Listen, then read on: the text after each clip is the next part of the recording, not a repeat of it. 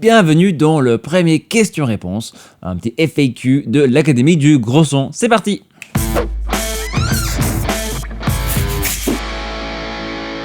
Bonjour et bienvenue à l'Académie du Gros Son. Moi c'est André. Et moi c'est Gérald. Alors effectivement aujourd'hui on va répondre à vos petites questions. Bon, alors pour être précis, nous avons des gens qui sont inscrits dans l'Académie du Gros Son. Donc si ça vous intéresse d'ailleurs, l'académiedugrosson.com/bonus dans la description, vous cliquez, vous allez vous inscrivez aussi. Et donc à toute cette communauté que nous avons qui est grandissante et on vous en remercie d'ailleurs, on leur a posé la petite question, tiens, on voudrait faire une petite vidéo. Quelles sont les petites questions auxquelles vous pourrez répondre? Bon, il y a eu différents types de questions. On a choisi quelques questions auxquelles on pouvait répondre simplement dans cette vidéo pour avoir un contact un peu plus direct avec vous. Alors, si vous avez des questions, ne soyez pas jaloux. Vous allez vous inscrire. Si vous ne voulez pas vous inscrire, vous pouvez mettre dans la description de la vidéo vos petites questions et on essaiera d'y répondre du mieux que l'on peut. Tous les commentaires que vous allez mettre, on les lit, on essaie de répondre à tout. Et donc voilà, posez les questions là-dedans et on va peut-être les mettre dans la prochaine vidéo du genre. Par exemple. On attaque. Alors, la toute première question qu'on avait, c'est Hugo qui l'a posée. Merci beaucoup Hugo. Merci Hugo. Il nous demande, quand on mixe, qu'est-ce qu'on fait en premier? Est-ce qu'on attaque les mix de la batterie, les mix des guitares, de la basse, voilà. C'est quoi l'ordre des choses dans un mix? Gérald, qu'est-ce qu'on pense? Alors, je dirais que moi, il y a une technique de base, que je dirais de comment ça se fait, et puis il y a ce que je fais maintenant, que ça évolue. Mon avis personnel. Donc, c'est vrai que ce que la majorité des gens font, si vous ne connaissez rien, ce qui est apparemment le cas d'Hugo, par où commencer? Moi, je dirais, vous commencez par la fondation de la maison. C'est toujours mieux de commencer par les fondations quand on construit, n'est-ce pas? Que par le toit, ça marche moins bien. Il y en a qui ont essayé, ils ont eu des problèmes. Donc, souvent, la fondation, c'est tout ce qui est aspect, je dirais, rythmique.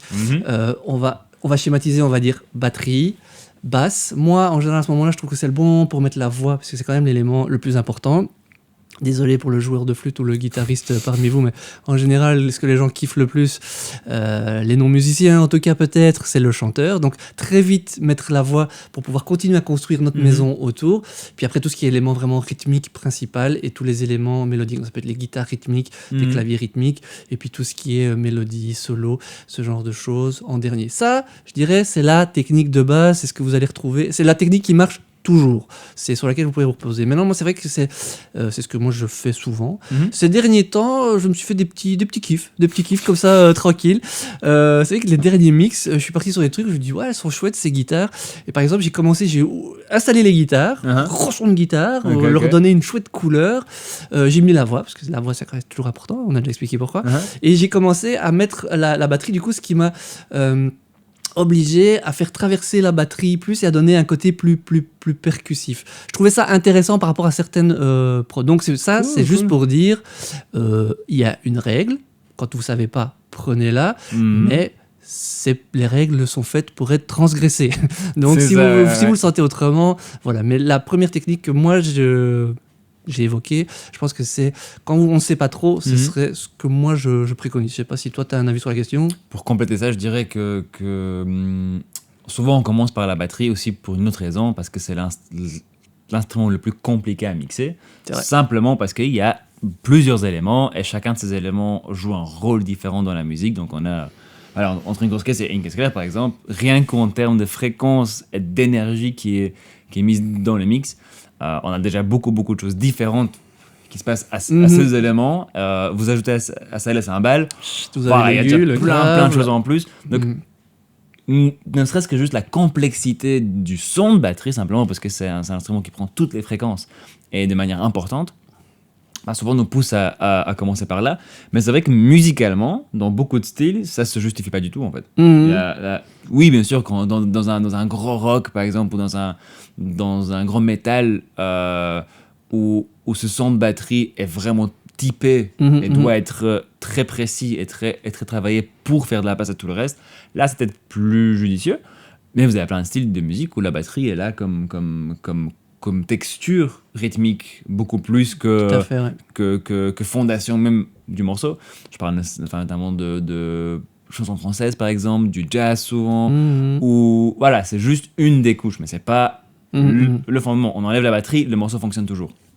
Après, quand on dit batterie, c'est tous les éléments. C'est une si vous faites de l'électro, c'est pareil, ça va être tout ce qui est éléments rythmiques, grosse caisse claire, voix sonore, voix hi-hat, ce genre de trucs. C'est ça, On n'a pas dit que ça marchait qu'avec une batterie. Si vous avez un truc latin, ça va être les percussions, le caron, ce genre de choses. C'est ça qu'on veut dire par batterie, tout ce qui est rythmique. Peut-être dans l'ordre de l'importance. Alors là, c'est subjectif. Qu'est-ce qui est important pour vous dans ce morceau? Commencez par ça. Ouais, c'est ça. Qu'est-ce qui vous fait kiffer dans le morceau? Mettez-le d'abord, puisque c'est ce qui fait kiffer, autant s'en servir. C'est ça, ça va vous booster pour la suite. Allez. Alors, deuxième question, c'est Hugo, toujours Hugo, parce qu'on en a quelques-unes, c'est lui qui c'était le plus prompt à répondre, donc voilà. Que faut-il faire en premier sur une piste, EQ ou compression? Alors moi je dirais, ça dépend. C'est une bonne réponse, merci. Alors, question suivante. Alors Hugo, dans la vie, il y a deux types de personnes. Voilà, il y a André et il y a Gérald. C'est ça. André. Alors, pourquoi je dis que ça dépend? Parce que ça dépend évidemment de... Enfin moi, j'essaie toujours de faire le moins possible sur une piste. Donc chaque mouvement, chaque plugin en plus doit vraiment avoir son rôle et une raison d'exister. Donc je ne vais pas nécessairement avoir une règle définie, EQ avant la compression avant EQ. Ceci dit, dans mes mix, la plupart du temps, je vais avoir deux EQ et une compression au milieu, en fait. Ça va être un sandwich de EQ et de la compression au milieu. Appétit. Et donc, je vais souvent mettre une EQ de nettoyage, d'abord. Donc, je vais enlever ce qui me gêne ou ce qui ne sert pas au son à la source. Ensuite, une compression pour donner l'attitude et le mouvement que je veux. Et en dernier lieu, une EQ de mix, de placement dans le mix. Donc là, je ne suis pas en train de créer le son, de donner la couleur que je veux au son. Je suis en train de le mettre dans le contexte, enlever ou ajouter les choses qui manquent ou qui sont en trop, avec tous les autres instruments autour. Je vais faire exactement la même chose en fait. Souvent nettoyage d'abord avec un EQ précis, quelque chose qui va plus bouger parce que je ne veux pas que ça altère cette compression qui va suivre. Mais sinon en fait c'est exactement la même chose. Et puis après un EQ pour donner de la couleur. Puis ça va peut-être me mettre deux EQ qui vont donner des couleurs différentes. Et je veux que mon son soit contrôlé, on va dire au niveau de la dynamique et du mouvement. Et après je vais lui donner cette couleur parce que je ne veux pas que ce changement de couleur altère. Souvent de booster des choses fait que le compresseur va réagir différemment. Donc, en gros, je fais exactement la même chose. Mais pareil, l'EQ de nettoyage, c'est vraiment que si c'est nécessaire et ça va plutôt être compression. Enfin, c'est à chaque fois, si besoin est, ça va ressembler exactement à la même chaîne au niveau de l'ordre. Voilà. J'espère qu'on a répondu au mieux à ta question. Alors, la troisième question, toujours Hugo, hein. Il nous demande est-ce qu'on a des astuces pour gérer l'espace, le panning, donc l'espace stéréo d'un morceau. Comment faire pour bien exploiter la largeur et sans paumer des parties en les mettant trop à gauche ou trop à droite. Alors, je sais pas si tu as une... moi j'ai une grosse évolution à ce niveau-là. Donc j'ai commencé, au début j'étais extrémiste, c'est-à-dire que je mettais les choses vraiment fort extrême gauche-droite. Donc c'est-à-dire s'il y avait une guitare qui était doublée, j'allais la mettre à l'extrême gauche, extrême droite. Avec le temps, j'ai revu ça un petit peu, j'ai un peu resserré mon mix pour différentes raisons qui sont peut-être pas intéressantes, mais voilà, moi je suis pas. Après je sais qu'il y a des gens qui mixent extrême gauche-droite parce que avant, l'étape de mixage au début, il y avait gauche-droite, c'était une assignation en fait au bus gauche, au bus droite ou sur les deux bus en même temps. Maintenant, on a cette possibilité de panner. Donc, après, je vais garder toujours des trucs clairs. Il y a une période où je mettais un peu celui-là là, un peu celui-là là. Je vais le faire un peu sur la batterie. J'essaie de respecter le positionnement par exemple des tomes du Charleston par rapport à l'ouverture que j'ai de mes overheads. Mais je reste moins ouvert en termes de panning et je vais peut-être plus ouvrir avec des reverbs ou des tricks, je veux dire, des trucs d'extra largeur. On joue un peu sur, par exemple, la vidéo que j'ai faite sur comment faire une voix plus grosse, par exemple, ce genre de petits trucs. Donc au niveau du pan, moi je suis très 12h, 3h, 9h. Voilà.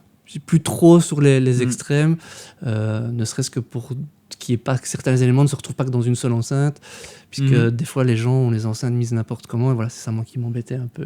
Voilà, et toi à ton niveau? encore une fois, ça va énormément dépendre du style et de ce qu'on essaye d'en faire. Donc, imaginons si vous faites quelque chose, enfin si moi je fais en tout cas, un gros morceau de métal, et j'ai envie que ce soit un rouleau compresseur, que ça te roule sur la tête, surtout si c'est moi qui l'ai produit, il y a de fortes chances qu'il y ait déjà des guitares qui sont prévues pour être extrême gauche-droite. C'est la même guitare, gauche et droite, les mêmes amplis, etc. Donc, naturellement, même si elles sont mises complètement gauche-droite, elles vont avoir tendance à sonner un tout petit peu plus resserrées, parce que c'est la même sonorité, donc il y a beaucoup de choses qui se retrouvent au niveau des fréquences, au niveau des mouvements pareils gauche-droite. Pour ça qu'ils ne servent pas pour donner un effet ultra largeur. La meilleure façon, c'est de faire sonner votre gauche différente de la droite. C'est ça qui donne vraiment ce côté séparation extrême. Donc, même si mon pan est à 100% gauche et droite, la guitare n'a pas non plus l'air de vous venir de derrière les oreilles. Elle est quelque part ici.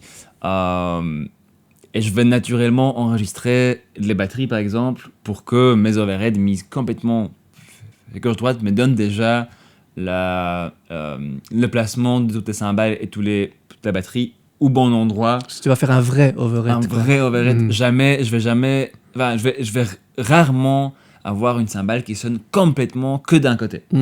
Ça, à moins que ce soit un kit énorme avec 5 China et 50 crash, là peut-être, c'est déjà arrivé. Mais donc je vais essayer d'éviter d'enregistrer les choses de manière à ce qu'ils se retrouvent vraiment de manière extrême. Et donc ça c'est de 1, et de 2, je vais toujours essayer de garder une forme d'équilibre. Mais alors, quand je parle d'équilibre, c'est pas nécessairement que je vais avoir le même type de son de l'autre côté pour équilibrer.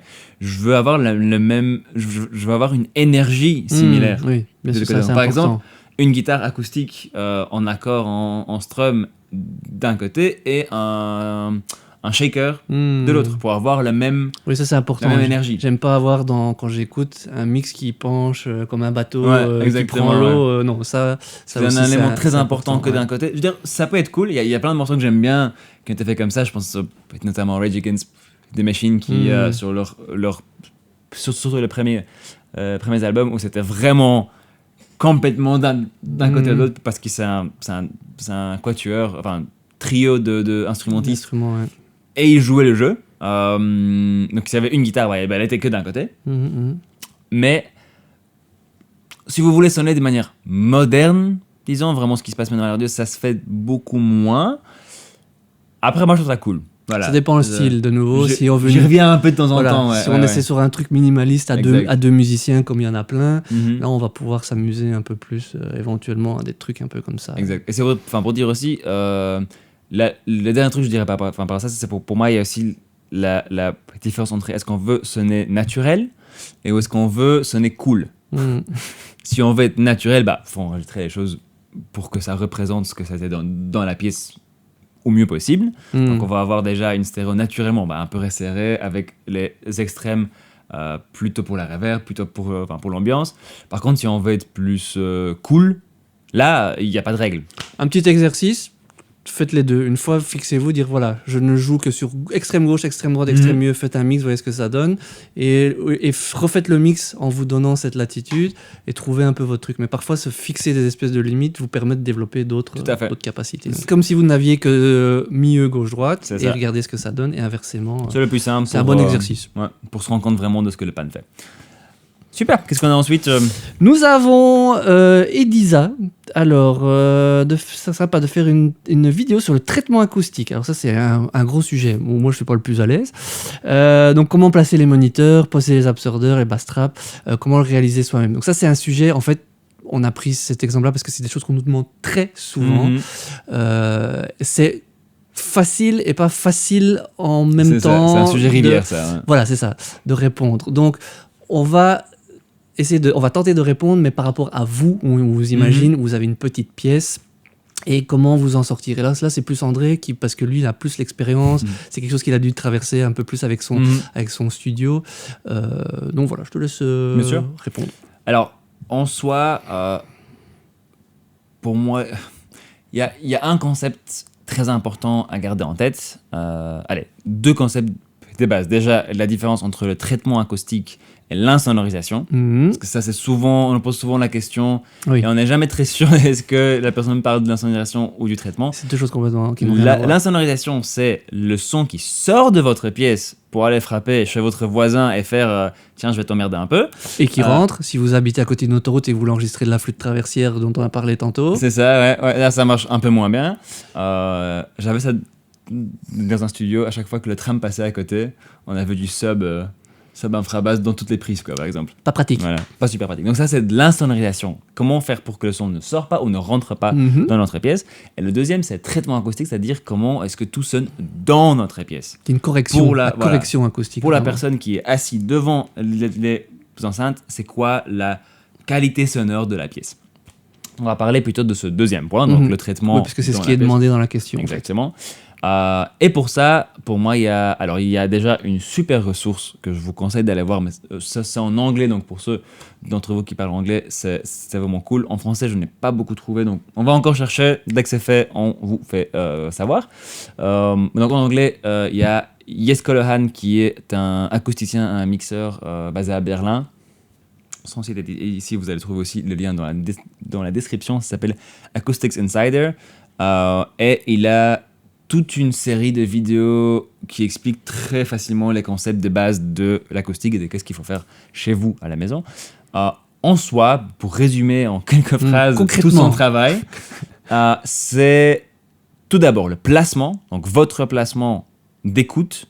Dans chaque pièce, vous allez trouver différents endroits dans lesquels, surtout pour la basse sonne d'une certaine manière. Alors, vous pouvez déjà vous dire que pour une pièce lambda chez vous, avec un traitement dispo pour du home studio, vous n'allez jamais changer radicalement le son de la pièce. Vous allez gentiment enlever des couches de problèmes. C'est plus ça, voilà. Mais donc, ce qui veut dire aussi qu'il faut être assis à l'endroit au meilleur endroit possible pour vous dans la pièce, pour commencer déjà avec moins de problèmes, avec une montagne un peu moins grande de problèmes à enlever.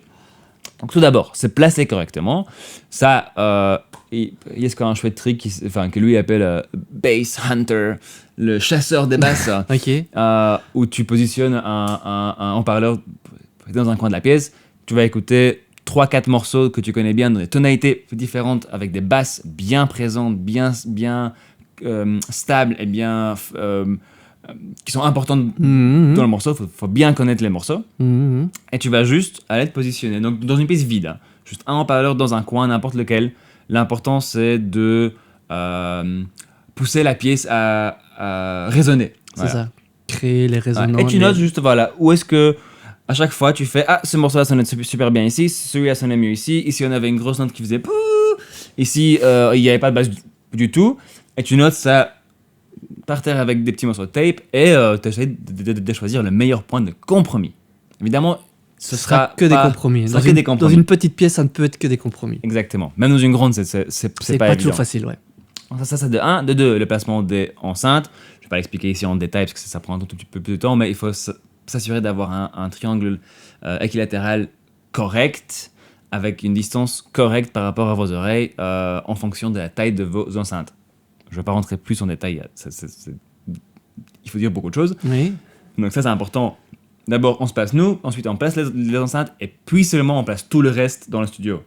Le bureau, les guitares, les blabla, enfin truc machin, tout ça évidemment dans les moyens, dans les possibilités de votre pièce. C'est ça. Parfois, on peut pas, parfois le compromis idéal, c'est être assis à ça de la fenêtre et le haut-parleur gros comme ça, il rentre plus.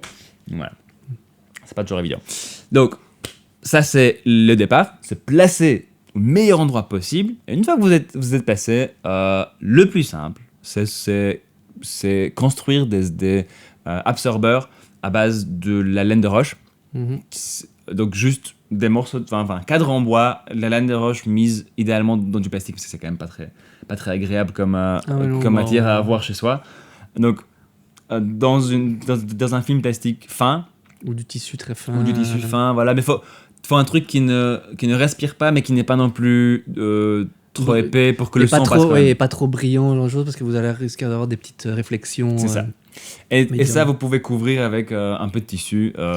Pareil, Jesko a tout un cours sur comment en fait préparer sa piste de manière acoustique, mais et comment les construire. Mais voilà, le principe est simple, c'est juste des cadres en bois avec de la laine de roche à l'intérieur. Moi, je vous conseille. Enfin, moi, ce que j'ai fait chez moi, c'était, je crois, 1 mètre sur 60 cm, qui est la taille classique d'un panneau de laine de roche. Sur 20 cm de largeur, dont 16 cm, c'est la laine de roche, et il y a 4 cm à l'arrière qui reste. Parce que c'est important d'avoir un petit espace entre le mur et le absorbant. Voilà, vous avez ça, vous en faites 12 ou 20. Ouais, faut quand même en faire quelques-uns. Et vous les placez sur tous les murs et le plafond et sur les coins, en partant d'abord là le plus proche de vos enceintes. Donc si vous en avez que assez pour faire un peu autour de vous et au-dessus, mais vous avez rien pour l'arrière, c'est pas grave, ça va quand même marcher mieux que si vous mettez par exemple juste gauche-droite derrière. Là c'est pas ouf. Et le trick pour les placer, très simple, vous prenez un miroir, vous allez mettre ça sur le mur ou sur le plafond, voilà, n'importe où, et c'est au moment où vous voyez, en étant à votre position des mix, et vous voyez dans le miroir le tweeter du haut-parleur, c'est là qu'il faut mettre l'absorbeur. Quel bon truc. Et voilà, avec ces 3 trucs-là, vous allez déjà faire énormément. Et ne vous inquiétez pas, c'est pas évident à comprendre. Moi, j'ai passé des mois, des années à essayer de m'instruire et d'essayer de savoir ce que je fais, et j'étais toujours stressé. Et qu'au final, en fait, il vaut mieux mettre quelque chose et passer à l'action et commencer à mixer, que de s'inquiéter pour ça pendant 6 mois et ne rien faire en musique. De toute façon, il n'y a pas de pièce parfaite, il y a toujours bien des petits trucs. Sinon, un autre truc simple, facile et pas cher, tu achètes un casque. Ce qui aurait dû être ma première réponse, en fait. Si ta pièce... Non, mais bon, voilà. Si ta pièce plus du maroilles... tu mets un casque. Non, mais bon, voilà, c'est aussi un petit truc, c'est un mélange des deux aussi, voilà. Le casque, au moins, permet de régler tous ces soucis et peut aider. Mais c'est bon, voilà. Si vous voulez vous lancer dans un traitement acoustique, je pense que les trucs qu'André vient de vous donner, c'est de l'or en barre. Question suivante. Didier. Merci Didier. Alors, mixage in the box. Quels effets externes, lesquels sont mieux, plus pratiques en hard qu'en soft? Donc, qu'est-ce que Didier veut dire ici?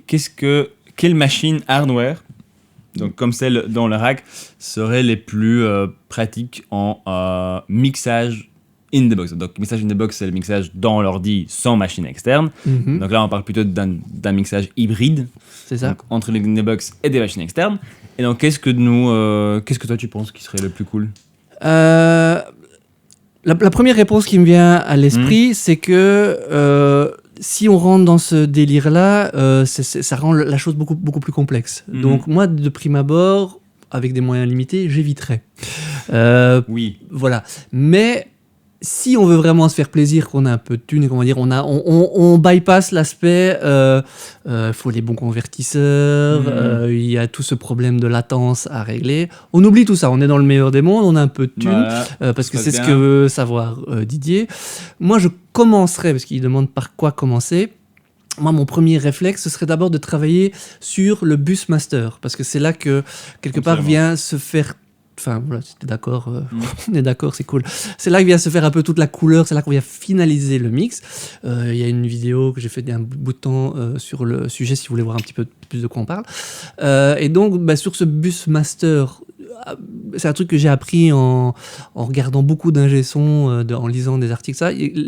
Tous les grands mixeurs, producteurs de ce monde ont un peu leurs caractéristiques sonores et couleurs, vient de souvent un compresseur et un EQ qui mettent sur le bus master, quand ils ont le luxe de travailler en hardware. Un typique, c'est le compresseur, un peu ce qu'on dit type SSL. Voilà. Ça, ce serait la première chose vers laquelle j'irais. Moi, j'en ai un ici, par exemple, ici, TK Audio, le TK 501. Voilà, c'est celui que j'utilise version hardware. Et un EQ. Mais alors, des choses qui donnent de la couleur. Moi, ce que j'aime bien, c'est le Pultec. Ici, j'ai les Warm Audio. Enfin, j'en ai parlé dans la vidéo, donc tout ça, vous pouvez voir dans la vidéo. C'est juste des choses qui vont, du coup, servir à tout le mix. Ça, c'est les ça. premiers trucs vers lesquels j'irai. Ça coûte déjà un petit peu d'argent. Si vous mettez 3 000 € dans du matériel, autant le mettre sur quelque chose un qui va jouer sur maximum tout. Voilà, c'est ça. d'impact. Oui. Et ensuite, j'irai éventuellement, je rediviserai par groupe. Donc, par exemple, quelque chose un compresseur stéréo, par exemple, qui traiterait par exemple tout mon groupe de batterie, par exemple. Vraiment, les éléments pour mixer en individuel, moi je dirais, ça viendrait à la fin. Et j'irai sur les éléments les plus importants. Voix, grosse caisse claire. Là, c'est vraiment vers ça que je finirai. Et alors maintenant, ça c'est pour tout ce qui est mix EQ. Tout ce qui est reverb et tout ça, c'est cool si vous cherchez des couleurs, mais je trouve qu'il y a quand même vraiment beaucoup de choses qu'on peut trouver. Donc, si vraiment, on a gagné à l'euro million, ok, le reverb, machin, tout ça, à la fin, c'est vraiment pour le... voilà, ça c'est mon point de vue sur la question. Je sais pas si tu as quelque chose pour compléter, ajouter, ou dire non, c'est que de la merde ce que tu as dit. Non, je pense que... Alors, en ce qui concerne le mixage, je suis 100% d'accord avec toi. Moi, ce que j'aurais plutôt fait, ceci dit, c'est garder le mix un maximum dans la boîte, donc dans l'ordi uniquement, pour une simple question de flexibilité. Donc, le fait de travailler avec du matos hardware, le gros du problème, c'est le fait de se rappeler des réglages qu'on a utilisés, se rappeler de les remettre à chaque fois qu'on ouvre un autre projet et d'être bien sûr que ça répond de la même manière. Du matos hardware analogue, à chaque fois... Il y a beaucoup de machines qu'à chaque fois que vous les allumez, elles sonnent un peu différemment. Ce qui n'est pas un problème, c'est un peu ce qu'on leur demande aussi. Enfin, on aime bien ça jusqu'à un certain point. Oui. Mais dans un mix, si vous voulez juste changer un tout petit bout, par exemple, 3 semaines plus tard, parce que votre chanteur trouve qu'on n'entend pas assez la syllabe là sur le mot classique, typique. Voilà, le classique, voilà, ça peut poser problème et vous pouvez vous retrouvez avec un autre mix où vous ne comprenez pas ce qui allait pas, qu'est-ce qui s'est passé. Et c'est souvent parce qu'on a oublié de remettre un truc hardware. Mais autre ça, moi là où je mettrais d'abord mon attention et mon argent, c'est dans tout ce qui est boîte de couleurs, et je les utiliserai plutôt à la prise.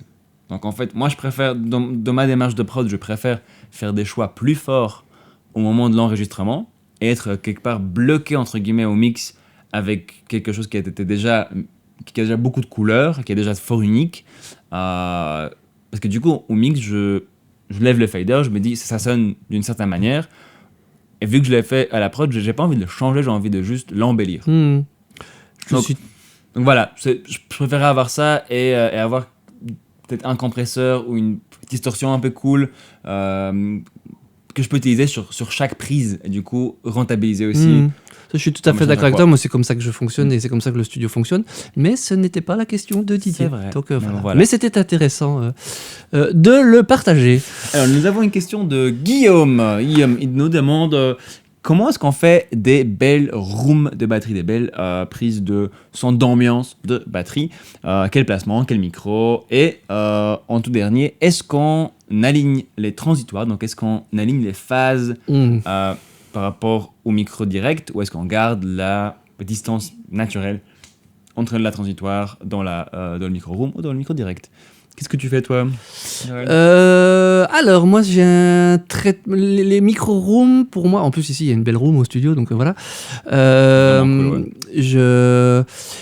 au niveau de la phase, je me tracasse pas du tout. Enfin, c'est quelque chose à la prise de son, je check juste que c'est bien en phase, juste pour être sûr que les caisses claires, grosses caisses sont en phase. On a une vidéo sûrement quelque part sur la phase. Hop, allez voir dans la description. Tout à fait. Mais tu replaces jamais, quoi. Ouais. Mais non, je replace jamais parce que, enfin, comme ici j'ai beaucoup d'espace, le but justement c'est d'avoir. Enfin, j'ai pas envie que parce que là ça va changer la perspective temporelle de la chose. Donc moi je vais pas me tracasser. La distance fait que de toute façon j'aurai pas de souci de phase.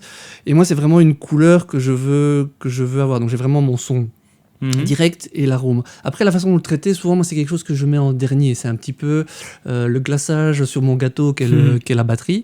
C'est là où je vais avoir le côté naturel. Mais d'abord, je vais avoir un son de batterie qui me paraît équilibré par les éléments proches. Et je vais amener cette room. Et dans cette room, alors, soit je vais l'amener telle quelle, je vais voir en contexte. Même quand j'aurais mis les guitares et tout ça, parce que les guitares font que... on va avoir une belle room, machin, on va rajouter des guitares, des éléments, tout va disparaître. Donc je vais peut-être même attendre d'avoir déjà plus d'éléments pour avoir en contexte. Je vais l'ouvrir et je vais voir ce que ça amène. En général, ça amène de la texture, de l'air, ce genre de choses. Mais parfois, ça peut aussi changer la couleur de ma batterie. Alors, si c'est cool, c'est cool. Mais souvent, c'est pas toujours cool. Donc, du coup, à ce moment-là, je vais commencer à trancher dedans, aller à l'EQ, enlever ce que je veux pas entendre. Parce que j'avais un son de batterie qui tenait la route. Voilà, je vais aller nettoyer. Je vais peut-être y aller sur des EQ parfois drastiques. Ça dépend beaucoup de l'équilibre du batteur, en réalité. S'il frappe très doucement sur les cymbales, machin, et qui frappe quand même là sur sa caisse claire, toutes les fréquences un peu là, bon, la caisse claire ça peut être large, mais du coup je vais avoir une caisse claire qui va sonner un peu comme dans une cave alors que j'ai un bon équilibre sur le reste. Donc je vais devoir essayer d'un peu tricher en compressant. Je vais peut-être utiliser un sidechain, on a une vidéo sur le sujet, un sidechain sur cet ensemble de fréquences juste sur la caisse, déclenché juste par la caisse claire, voilà. Mais ça va vraiment venir compléter, et je veux pas que ça modifie, je veux que ça vienne vraiment donner le glaçage, mais je veux pas que ça change non plus tout le goût de mon gâteau. Donc voilà. Ça c'est un petit peu mon approche. Après moi je suis quelqu'un qui je tracasse pas trop, je mets j'ai les petites oreilles qui tic tic tic tic, j'enlève. Je peux compresser aussi si je veux la faire un petit peu pomper, machin. Mais c'est vraiment un truc cool que j'ai la chance de pouvoir utiliser beaucoup dans le studio ici. Et donc, vous l'avez déjà vu dans les prises de son batterie, de ça, quand on a fait des trucs dans la room, là, je dois avouer que c'est le luxe un peu que j'ai. Donc, je m'amuse bien avec. Et en général, c'est vrai qu'elle sonne déjà bien de base. Donc, je connais un peu les micros pour mettre. Donc, voilà. Donc, j'ai pas un traitement non plus. Mais en tout cas, c'est la philosophie de l'utilisation, pour moi, des rooms batteries. Je sais pas, toi, à ton niveau. Moi, c'est un tout petit peu différent parce que j'adore les rooms des batteries. En fait, mes sons de batterie préférés, c'est des sons très roomy. On entend énormément la pièce, le retour de la pièce, etc. C'est souvent ce que je préfère. Donc, ce qui est marrant, parce que c'est souvent pas comme mes mix sonnent. Mais enfin, soit. J'aime bien. C'est comme ça. Donc, et surtout, dernièrement, ces derniers peut-être 2 années, j'essaye vraiment de faire une room de batterie qui, déjà à la prise, fait partie intégrale du son de batterie. C'est-à-dire que je vais vraiment avoir cette room fort dans le mix. Tout, principalement, alors, avant même les micros, le placement, etc., comme Gérald l'a dit, le plus important, c'est l'équilibre du batteur. Si le batteur est complètement déséquilibré et que sa snare passe plus fort que tout le reste et qu'en fait on entend à peine les kicks et les cymbales, naturellement on va pas la room va être difficile à placer correctement n'importe où, et donc là il va falloir trouver un placement qui limite la snare mais qui capte quand même beaucoup de cymbales. J'en parlerai dans 2 secondes. Donc moi ce que j'essaie de chercher, c'est d'abord je vais aller me promener un peu dans la pièce pendant que le batteur joue et je vais essayer de trouver déjà un point d'équilibre naturel. Et souvent, c'est dans des endroits un peu cons, des endroits un peu improbables. Comme ça m'est déjà arrivé de faire des super rooms avec un micro cardio qui vise dans le coin de la pièce, peut-être à ça du mur, mais à 5 mètres de la batterie.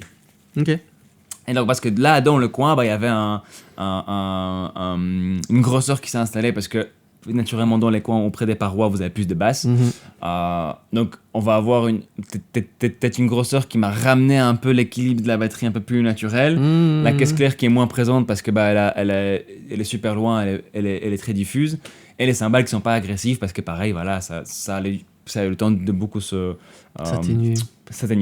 Donc je vais avoir probablement un meilleur équilibre là-bas que si la room regarde la batterie.